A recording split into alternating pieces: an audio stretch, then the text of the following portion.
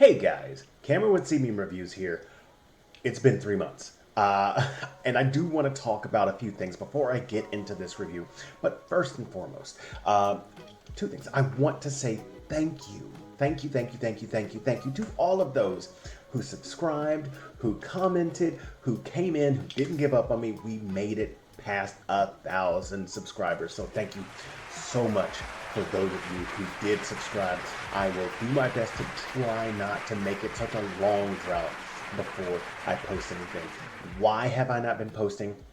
Well, that's the other thing I wanted to talk about, and that's because I've been streaming on a different platform, namely Twitch, YouTube, Step Your Game Up, and maybe I'll come over to you.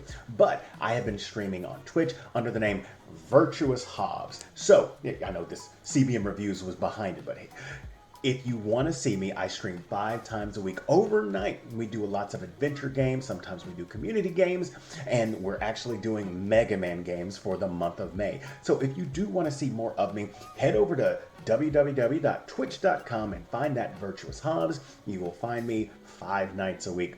But getting all of that out of the way, I do want to talk about the new MCU movie that has come out in theaters exclusively. This is the review of Doctor Strange and the Multiverse of Madness. This movie is directed by Sam Raimi, the very same that directed the first 3 Spider-Man movies from the mid and early 2000s. It stars Benedict Cumberbatch, Elizabeth Olsen, Benedict Wong, and Xochitl Gomez. I'm going to talk about the plot without spoiling anything, which might be a little bit hard. The things I liked, the things that I didn't like, and my overall score. This was a tough one. Thank you so much for watching this video. I definitely appreciate that. If you haven't subscribed already, get with 1,000 other people. Hit that subscribe button. This is where I review comic book movies. I'm not doing TV so much anymore, but I also give certain retrospects if you want that sort of thing. Just trust me, it's worth your while. Also, if you want to know as soon as I post something, hit that notification bell. You'll know as soon as I go upload something. Yeah. This was on my list of movies that I was pretty excited for. Not necessarily top 3, but definitely top 5. I really was hoping that I would see something exciting out of this Doctor Strange movie. Did it deliver? Mostly. Sometimes. It depends on which act it is. Let me go over the story. There is a multiverse, and this all revolves around a character, America Chavez. She is a newer character in the comics, and in this movie, she is actually running away from a force that is chasing her to take her power away. And it's up to Doctor Strange to stop this entity, because this entity does not stop between one universe. It goes across the multiverse, and so different Doctor Stranges have to band together, whether they are in each other's presence or not, in order to save America from this force. Now, that is as bare bones as I can put it without spoiling anything. And I'm going to start with the things that I like. And like I said, this is a spoiler-free review, so I promise not to give anything away, but I will say that this movie gives a fantastic Act 2. Act 2 has some awesome things to deliver in it. It is in an alternate universe, not the regular MCU universe. So there are some things that you may not see in our universe that you'll see there, and those are some of the fun things to be had. There are a few fight scenes that happen I definitely enjoyed, and that's really all I want to get to Act 2. That's where I had the most fun. Some other things that I liked, and this is an acting sort of thing. Nobody puts in a weak performance. Every now and then there are some campy things, which I may or may not touch into the things that I didn't like. However, the acting is fantastic. Of course, Benedict Cumberbatch reprising the role of Doctor Strange for the 5th time, I believe. That sounds about right. And you've also got Benedict Wong as Wong, and he does a great job. Okay, so look, Benedict Wong was kind of like my moral compass to this movie. I was like, if anything happens to Wong, I'm going to riot. Um, he's my stand. Like, if anything happens to Doctor Strange, I'll be all right. We already have Sorcerer Supreme, and that's Benedict Wong. So I really enjoyed him there. Elizabeth Olsen was a surprise in this. It was a good surprise, just to be on the to not scare you or anything. Definitely enjoyed what she brought to the table. And then, of course, there's the newcomer, America Chavez, played by Salchiel Gomez. She had some pretty big feet to fill because in this movie, she's kind of like the Maltese Falcon. She literally is the focal point of the entire plot of this movie. So if she puts in a weak performance, we're not going to buy it.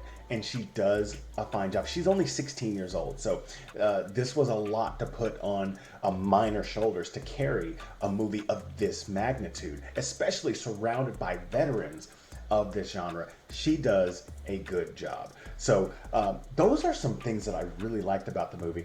However, there are some dislikes, and I really hate to say this, but there are some high points and some low points. I talked about Act 2 as a high point for me. It's surrounded by kind of low points. It's almost like a delicious, juicy burger surrounded by stale bread. Not bad bread. It's just not as fresh as the meat or veggie burger, if you prefer. The setup that goes into it, we see it, although it's a little bit clunky as far as how it gets there. And then the resolution towards Act 3, I don't particularly like it either. Let me let you in on a little secret. I don't like magic in my stories, and I'm going to tell you why. Because magic follows no rules. If you think it follows rules, the next time you look up, it changes those rules or it breaks those rules. You can't do this. An hour later, they're doing this. You're not supposed to do that. An hour later, they do that. And more often than not, the repercussions are minor. So I don't like magic in my stories because it creates so many ex machinas that it can definitely lead you down a road of lazy writing. Act 2 takes place in a universe, and for the majority of that universe, Doctor Strange can't use his powers. Now you see why I may have enjoyed Act 2. But Act 1 and Act 3 are very magic heavy, and even though there's nothing wrong with keeping it within the specific rules, when you start adding more rules or you start adding other things, it starts to get a little clunky. It starts to get a little bogged down. You start breaking your own rules, and that's when you start to lose me. This movie has a lot of CGI in it, and of course it does. It's magically based characters, several of them in fact. So because of that, there's a lot of CGI intense scenes. About 80% are fine, about 10% are passable, and another 10% that's a little too obvious. Understood, if they got 90% of it fine, that's still a good thing. Most people are going to focus on the 10%. They're going to be like, why did they release this movie with, this, that, and the other? That goes wrong. I'm not saying that it's awful. I'm saying that's what people are going to focus on. And that's why I wanted to bring this up. I'm going to spoil this for you. Yes, Bruce Campbell is in this movie. I'm also going to add this. I wasn't a fan of this. Not this at all. And he's got 2 cameos, the same character. The second one was worse than the first. I'm gonna go ahead and stop this here before it gets to a kind of like a Multiverse of Madness hate fest, because that's not it. I did like the movie. However, the problem with this movie, the biggest problem in fact, is that it does not cater to casual moviegoers. For the most part, the superhero movies that do the best in the box office are not the ones that are catering to the hardcore fans, but are ones that are easy for the casual moviegoer to go into and watch and be pleasantly surprised without having to do their homework. I've seen all of these things, so I can catch up. There are so many plot points that you have to know about in order to not be lost in this movie. You have to have watched Doctor Strange. You had to have watched Infinity War and Endgame and WandaVision and Spider-Man No Way Home. You have to watch those 5 things in order to be able to catch everything in Doctor Strange and the Multiverse of Madness. And I think that that hurts it in the long run. I'm going to go ahead and give it a score. And this score is based on how I feel about this, about everything, as well as technically what was brought. And to be honest, I think it's like a 67.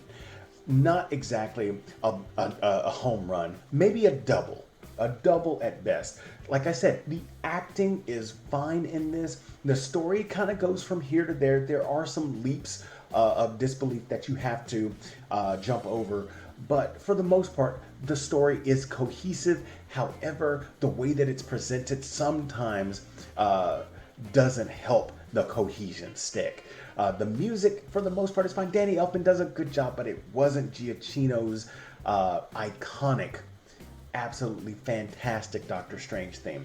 You have some great fan service that happens primarily in Act 2, and after that amazing Act 2, you get down to an Act 3 that just doesn't feel vibrant. It feels like it's slugging its way to the end, and that I just really didn't particularly care for, as well as the first act that does set up a lot of important things that you need, but it's not as vibrant and it's not as amazing as Act 2 is.